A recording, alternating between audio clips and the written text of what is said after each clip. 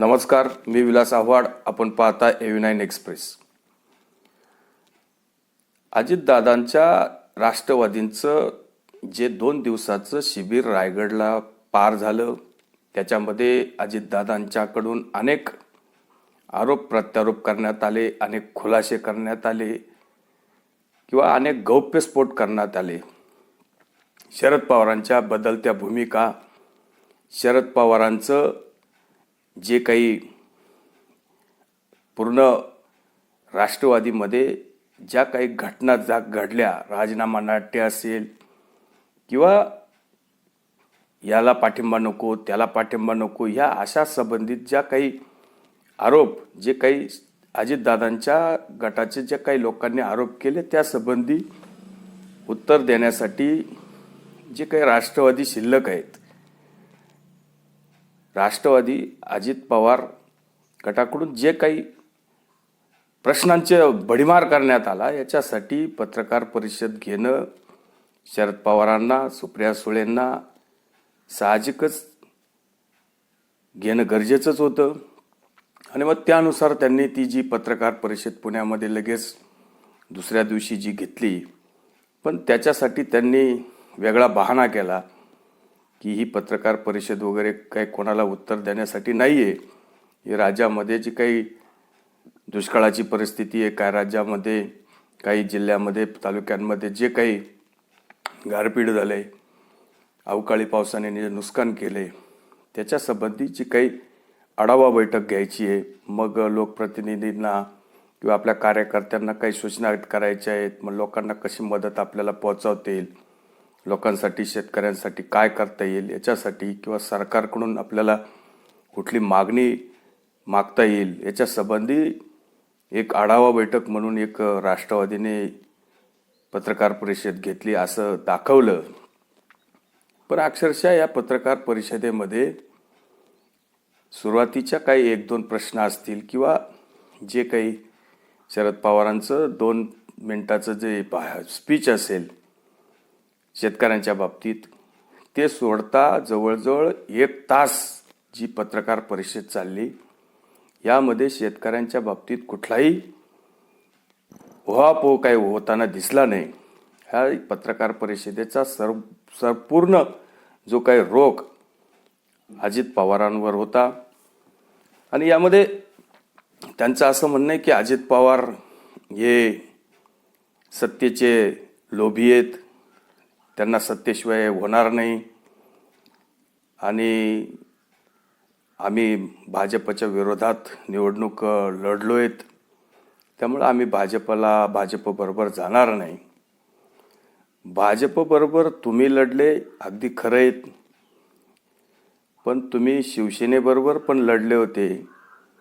आणि जे काही तुमचे आमदार निवडून आले, ते जास्तीत जास्त लोक शिवसेनेच्या लोकांना पाडून निवडून आले. आज स्थानिक विषय जरी तुम्हाला मतदारसंघातला, सिन्नरच्या मतदारसंघातला सांगायचा ठरला, तर जे शिवसेनेचे आमदार यांना पाडून जे राष्ट्रवादीचे उमेदवार निवडून आले, आज जे स्टँडिंग आमदार आहे हे राष्ट्रवादीचे, पण त्यांनी पाडलं शिवसेनेच्या आमदारांना. आजही त्यांचं जुळतंय का? आजही ते एकमेकाच्या तोंडाकडे तरी बघतात आहे का? आजही ते एकत्र बसून प्रचार करू शकतात का? किंवा तू आता 5 वर्ष घे, मी 5 वर्ष नंतर घेईल, अशी भूमिका ते घेऊ शकतात का? त्यामुळं जरी वरती लोकांनी ज्या काही सेटलमेंट केल्या असतील नेत्यांनी, पण खाली ग्राउंडवर, तालुका लेवलला, गाव लेवलला कार्यकर्ते कधीच एकत्र होत नाही. आजही गावागावांमध्ये या 2 नेत्यांचे कार्यकर्ते वेगवेगळ्या दिशेला यांची तोंड असतात. नेहमी कुठला तरी गट, हा गट वेगळा, तो गट वेगळा, अशीच ही जी परिस्थिती संपूर्ण राज्याची परिस्थिती आहे. आणि त्यामुळं शिवसेना, उबाटा गट आणि राष्ट्रवादी, शरद पवार, सुप्रियाताई गट जरी आज एकत्र असला, तरी त्यांना जेव्हा निवडणुकांमध्ये जेव्हा ग्राउंडवर जेव्हा तुम्हाला प्रचार करायचा आहे त्यावेळेस अनेक राग रुसवे, अनेक लोकांचे हेवे दावे हे सगळे समोर येतील. या सगळ्या गोष्टी नेत्यांना एवढ्या सोप्या वाटतात तेवढ्या कार्यकर्त्यांनी सोप्या करून ठेवलेल्या नाही. त्यामुळं अजित पवारांवर आरोप की अजित पवार सत्तेशिवाय राहू शकत नाही, हे जरी खरं असलं तरी पण अजित पवारांना आता माहिती आहे की 2024ला सुद्धा देशामध्ये नरेंद्र मोदींची सत्ता येणार आहे. मग आता आपण 5 वर्ष सत्तेशिवाय राहायचं नाही म्हणून त्यांनी आपली भाजपबरोबर शिंदे साहेबांबरोबर जाण्याचा निर्णय घेतला.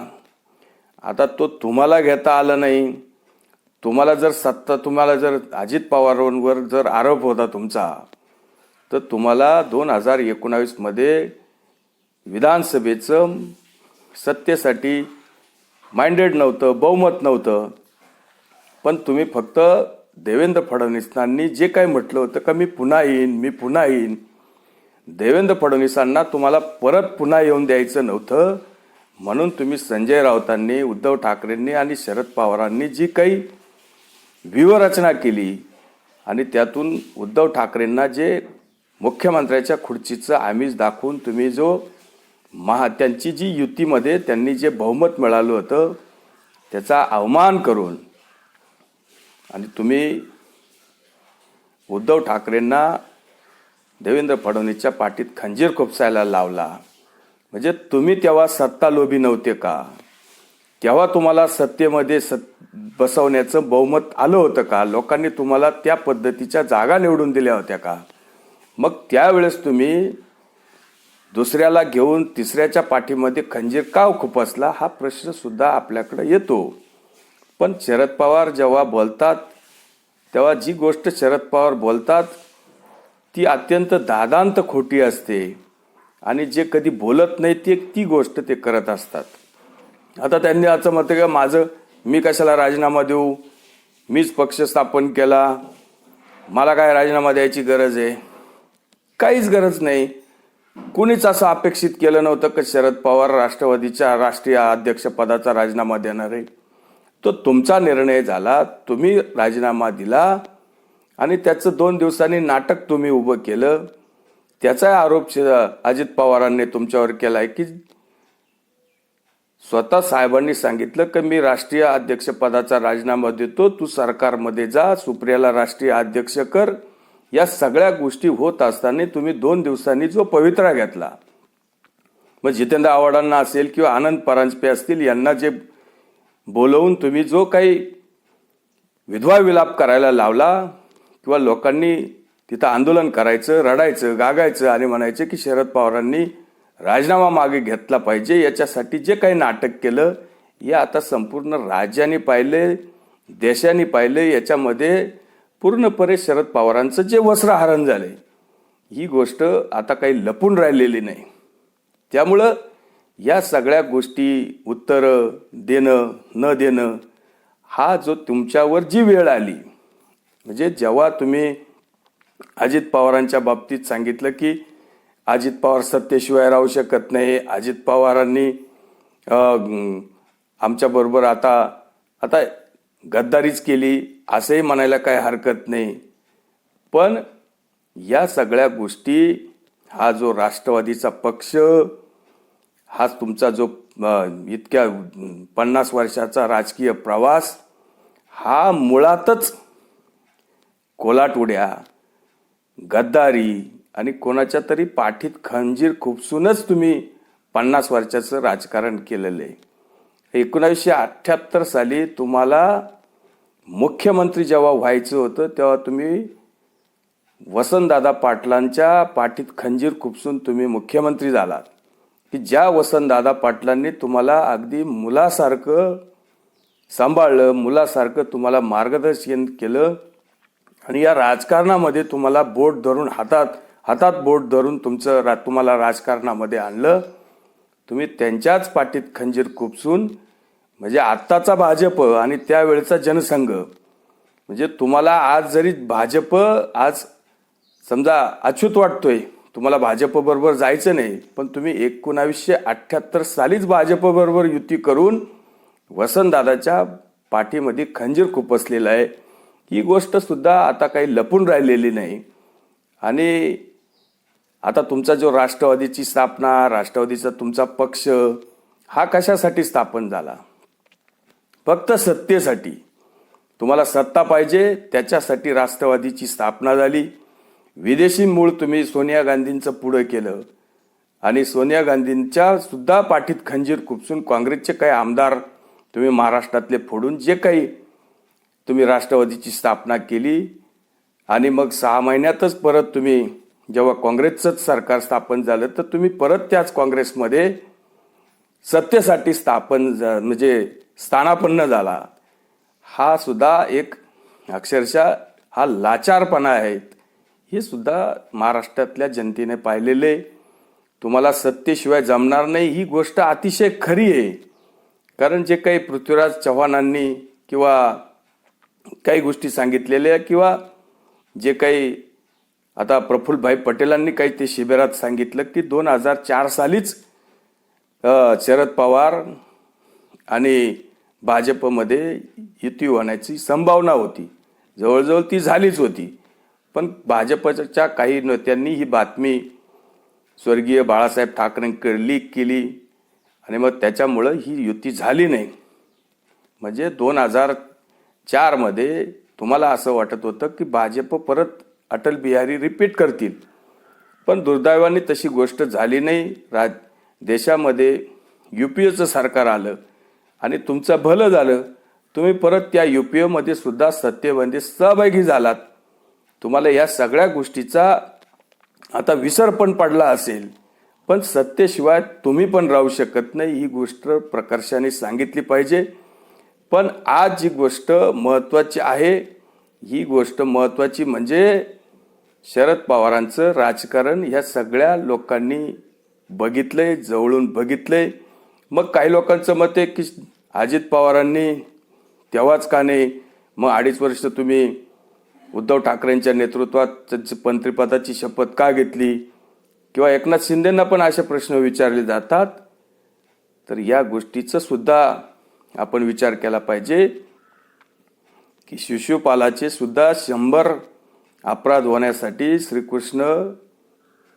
श्रीकृष्णांनी वेळ दिला आणि तेव्हा कुठंतरी त्यांनी ते आपलं सुदर्शन चक्र उचललं. या गोष्टीचा सुद्धा विचार केला पाहिजे. असं होत नाही. या सगळ्या गोष्टीचे बहाणे आणि शरद पवारांची जी चिंता, ही महत्त्वाची चिंता शरद पवारांची जी आहे ही बारामतीच्या लोकसभा मतदारसंघाची आहे की आपल्या कन्येच्या बाबतीत आता काय होईल. बारामती लोकसभा मतदारसंघ जो आपण स्वतःसाठी सेफ करून ठेवलेला आहे, याची निर्मिती पण आपण समजा केलेली आहे. आता तो आपल्या हातातून निसटेल का, याची महत्त्वाची चिंता शरद पवारांना आता लागू नये. कारण बाळासाहेब ठाकरे हयात आता नाही येते. ते जेव्हा जिवंत होते तोपर्यंत शिवसेना एकत्र होती. पण आजची अशी परिस्थिती आहे की ज्यांनी हा पक्ष स्थापन केला त्यांच्या जिवंतपणी या पक्षाचे 2 तुकडे होताना शरद पवारांना जी पाहण्याची वेळ आली, ही अतिशय वाईट गोष्ट आहे. आणि हीच जी काही शरद पवारांना आज लागून राहिलेली चिंता बारामतीची असेल, मग देशात त्यांच्या किती जागा येतील, देशात किती वेटेज राहील, उद्धव ठाकरेंना किती विचारतील किंवा शरद पवारांना किती विचारतील, या सगळ्या गोष्टी येणाऱ्या काळामध्ये समजेल. येणाऱ्या काळामध्ये अनेक गोष्टी स्पष्ट होतील. पण शरद पवारांनी जी काही पत्रकार परिषद बहाणा करून घेतली, सरळ अजित पवारांच्या प्रश्नांना उत्तरं द्यायची म्हणून जरी घेतली असते तरी चाललं असतं. पण बहाणा शेतकऱ्यांचा, दुष्काळाचा किंवा गारपीट अवकाळी पावसाचा करून जो काही राष्ट्रवादी, शरद पवार गट आणि सुप्रियाताई गट याच्यामध्ये जो दुष्काळ पडला, हा अगदी लोकांनी व्यवस्थित पाहिला. आणि त्याच्यामध्ये सुद्धा या पत्रकार परिषदेत सुद्धा शेतकऱ्यांच्या बाबतीत जो दुष्काळच पडला, कारण जे काही टायटल तुम्ही दिलं होतं की शेतकऱ्यांसाठी आम्ही आढावा पत्रकार परिषद घेतोय, त्याच्यात सुद्धा शेतकऱ्यांच्या बाबतीत दुष्काळ पडला असंच आपल्याला म्हणता येईल. तुर्तच आपण थांबतोय. व्हिडिओ आवडला असेल तर लाईक करा, शेअर करा. धन्यवाद.